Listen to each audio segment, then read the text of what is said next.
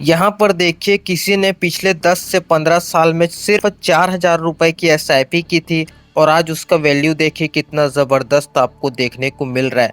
लगभग देख सकते हैं 2 करोड़ से ऊपर का आपको फाइनल कॉर्पस देखने को मिल रहा है मात्र 4,000 रुपए की एसआईपी से। तो क्या आप भी कुछ इस तरीके से इस वेल्थ को जनरेट करना चाहते हैं? अगर आपका जवाब किसी भी तरीके से हाँ है तो बस आज आपसे रिक्वेस्ट है, वीडियो को पूरा देख लेना है। किस फंड में आपको अपना पैसा इन्वेस्टमेंट करना है, सिर्फ एक फंड ही बताऊंगा। उसमें सिर्फ और सिर्फ आपको 4,000 रुपए की एसआईपी लगा देनी है और आप इस ड्यूरेशन में आप इस गोल को अचीव कर पाएंगे। क्योंकि देखिए 10 से 15 साल में आप डायरेक्ट 2 से 3 करोड़ का वेल्थ बना रहे हैं। ऐसा नहीं कि आप 10 से 15 साल में 1 करोड़ का वेल्थ बना रहे हैं। देख सकते हैं कितने दोगुना आप उससे वेल्थ जनरेट कर रहे हैं। तो कैसे आपको किस फंड में अपना पैसा इन्वेस्टमेंट करना है, सब कुछ अभी आपको मैं बताने वाला हूँ। वीडियो को पूरा ज़रूर देखना। चलिए वीडियो स्टार्ट करते हैं। तो सबसे पहले तो हम यहाँ पर फंड की बेसिक डिटेल से लेकर सब कुछ ए टू जेड जानकारी हम आपको बताएंगे। तो सबसे पहले तो देखिए फंड का करेंट एनईवी यानी कि नेट एसेट वैल्यू बताऊं तो लगभग 167 रुपए का आपको नेट एसेट वैल्यू देखने को मिलता है।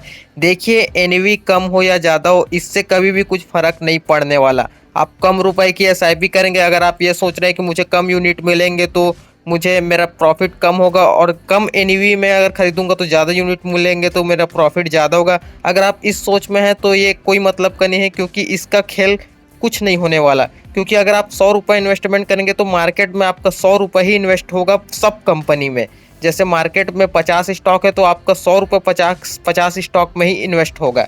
ठीक है, तो ऐसा ही आपका खेल होता है। और बाकी देखिए रेटिंग के मामले में बात की जाए तो 3 की आपको रेटिंग देखने को मिलती है। बाकी एसआईपी अमाउंट की बात की जाए तो आप 500 रुपये से मिनिमम एसआईपी शुरू कर सकते हैं। बाकी फंड साइज देखिए कितना बड़ा आपको फंड साइज देखने को मिल रहा है। लगभग 25,524 करोड़ का आपको फंड साइज देखने को मिल रहा है। अब ये तो रही बेसिक डिटेल की। यहाँ पर इसके होल्डिंग्स में मार्केट कैप को भी देख लेते हैं। तो यहाँ पर जो गिंट में देखिए 0, लार्ज में देखिए 0, सीधा मिड कैप में आपका पैसा जाएगा 56%। बाकी स्मॉल कैप सेक्टर में देखिए 43% इन्वेस्टमेंट स्मॉल कैप सेक्टर में आपके पैसे का एलोकेशन किया गया है। तो कुछ इस तरीके से आपको इसका मार्केट कैप देखने को मिल जाता है। अब चलिए यहाँ पर इसके पास्ट के रिटर्न्स को भी देख लेते हैं। देख सकते हैं कितना ज़बरदस्त आपको रिटर्न देखने को मिला है। 6 मंथ के इसके लास्ट में आपको रिटर्न की बात करूं तो देखिए लगभग 10% का आपको रिटर्न देखने को मिला है। 1 साल का रिटर्न देखिए लगभग 37% का देखने को मिला है। बाकी 3 साल का देखिए 30% का आपको रिटर्न देखने को मिला है।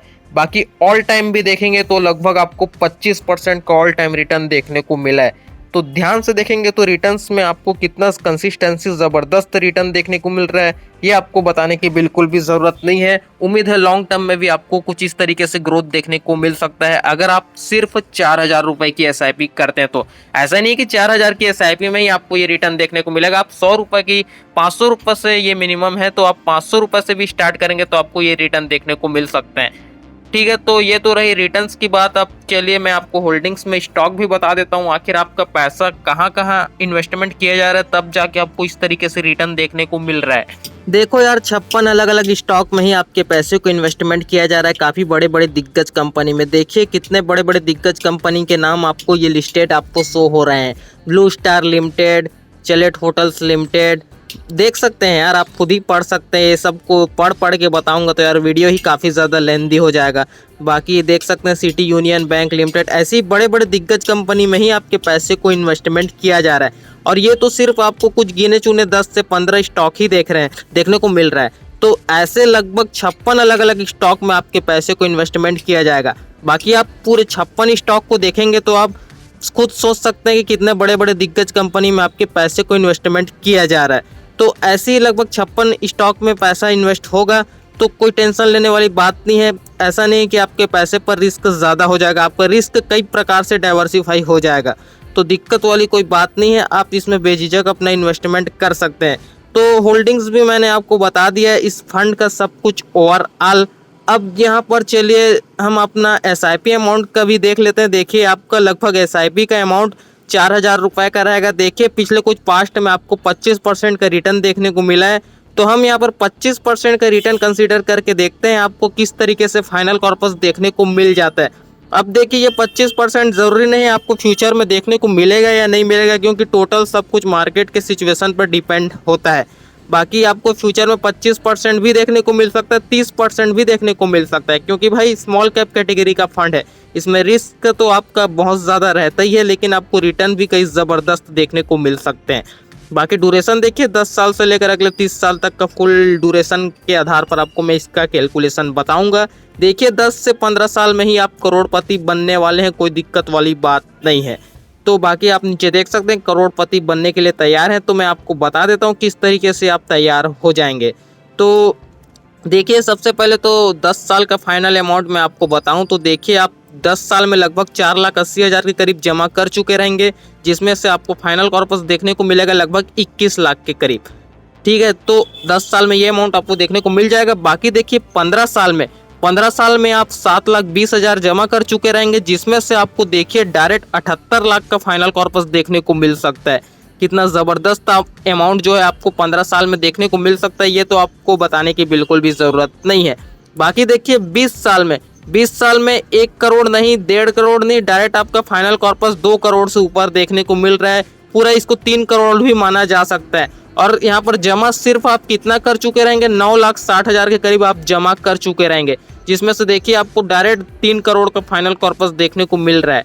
तो ये 20 साल में आपको देखने को मिल सकता है। बाकी देखिए 25 साल में लगभग आप 12 लाख के करीब जमा कर चुके रहेंगे। देखिए डायरेक्ट आपको सीधा 10 करोड़ का फाइनल कॉर्पस देखने को मिल रहा है। 9 करोड़ का देख सकते हैं, 9 करोड़ 50 लाख के करीब आपका फाइनल कॉर्पस देखने को मिल रहा है। तो ये लगभग आपको 25 साल में देखने को मिल सकता है, अगर आप 25 साल तक इस फंड को कंटिन्यू कर दिए तो।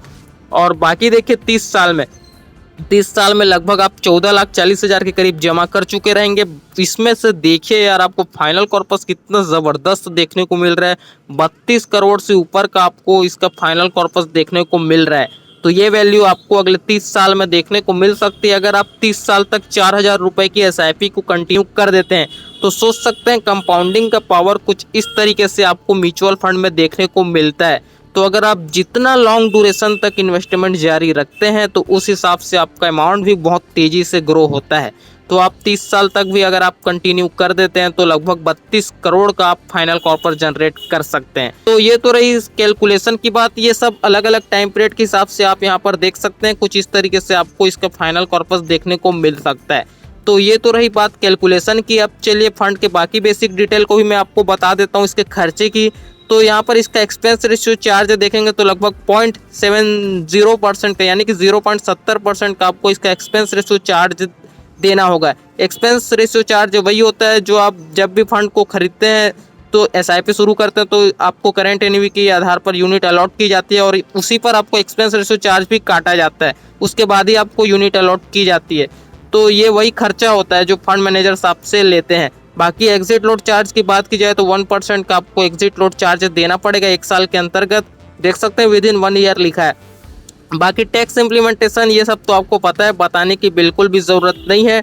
डायरेक्ट यहाँ पर चलते हैं फंड मैनेजमेंट पर। तो देखिए 2 लोग जो है इस फंड को पूरी तरीके से मैनेजमेंट कर रहे हैं। नाम तो जैसा कि आप स्क्रीन पर देख सकते हैं। तो ये यहाँ पर 2013 से इस फंड को संभाल रहे हैं और ये यहाँ पर 2023 दिसंबर महीने से ये इस फंड को संभाल रहे हैं। तो ऐसा मत सोचिएगा कि दिसंबर 2023 से संभाल रहे हैं तो इनको बस 1 ही साल का एक्सपीरियंस होगा, ऐसा बिल्कुल भी नहीं है दोस्तों। ये तो यहाँ पर चेंज होते रहेंगे, इसमें दिक्कत वाली बात नहीं है। इनको कई अच्छा खासा एक्सपीरियंस रहता है, लगभग 10 साल से 15 साल 20-20 साल तक का भी इनको एक्सपीरियंस रहता है। क्योंकि अगर आप खुद से स्टॉक मार्केट में किसी भी स्टॉक पर पैसा लगा देंगे तो धड़ाम से गिरने का चांस हो जाता है, काफ़ी ज़्यादा रिस्क बढ़ जाता है आपके पैसे पर। लेकिन ये आपके पैसे को सिर्फ एक स्टॉक में नहीं लगाते, मल्टीपल स्टॉक में लगाते हैं। 100, 200, 300 कंपनी में आपके पैसे को इन्वेस्टमेंट करते हैं। उतना तो ये इन्वेस्टमेंट करते हैं, ऐसा नहीं है कि 100-200 कंपनी में ये लोग एक बार इन्वेस्टमेंट कर देते हैं, ऐसा बिल्कुल भी नहीं है। वे लोग अपना एलोकेशन बढ़ाते घटाते भी रहते हैं। इनको जैसे ही लगता है कि उस कंपनी के ग्रो होने के चांस नहीं है तो उसको हटाकर किसी और कंपनी में इन्वेस्टमेंट कर देते हैं। तो ऐसे ये आपके पैसे का एलोकेशन करते हैं, तो रिस्क का कोई किसी तरीके से कोई चांस नहीं बनता। क्योंकि अगर आप डायरेक्ट स्टॉक में पैसे लगा देंगे तो देखिए सिर्फ एक बार आप इन्वेस्टमेंट करेंगे, उसके बाद दिक्कत हो जाता है। तो आप ज़्यादा तरीके से एलोकेशन को घटा बढ़ा नहीं सकते, क्योंकि आप एक बार पैसा लगा दिए तो लगा दिए, आपका घाटा होना है या प्रॉफिट होना है वो उसी टाइम निर्भर करता है। तो ये लोग आपका घाटा होने नहीं देंगे, ये लोग अलग अलग एलोकेशन को घटा बढ़ा सकते हैं, क्योंकि आप खुद से एलोकेशन को घटा बढ़ा मैनुअली रूप से नहीं कर पाएंगे, क्योंकि पैसा तो आप एक बार लगाएंगे ना स्टॉक में, और वो गिर गया तो गिर गया। तो यही दिक्कत होता है अगर आप स्टॉक में पैसे लगाते हैं। तो मुझे उम्मीद है आप समझ रहे होंगे मैं क्या कहना चाह रहा हूँ। तो बाकी देखिए यहाँ पर इसके रैंक का भी हम देख लेते हैं फंड हाउस की। तो रैंक के मामले में देखेंगे इंडिया में 1 नंबर पर रैंक कर रहा है एसबीआई का अपना फंड है। फंड का नाम भी मैं आपको बता देता हूँ। देखिए फंड का नाम है एसबीआई का small cap fund direct growth plan की ही मैं बात कर रहा हूँ।